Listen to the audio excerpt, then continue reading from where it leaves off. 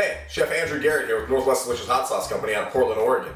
Here today to tell you about one of our newest sauces, our ROJO Hott. Our ROJO Hott is a Latin-inspired sauce that's perfect for marinades, grilling, sauteing, baking, enchiladas, quesadillas, and of course, tacos. Today we're going to be using the ROJO Hott to make some tacos al pastor. What we're starting with is a Carlton Farms pork loin, marinated in our ROJO Hott, corn tortillas, limes, pineapple, cilantro, and yellow onions. To cook this, we're going to put it on a rotisserie, toss pineapple on both ends, and let it go for about 45 minutes to an hour.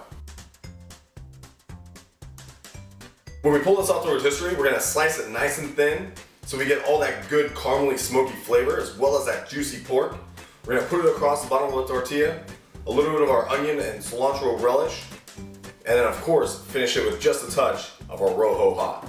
If you want to get your hands on some of this awesome hot sauce, join our Kickstarter campaign. The link is in the comments below.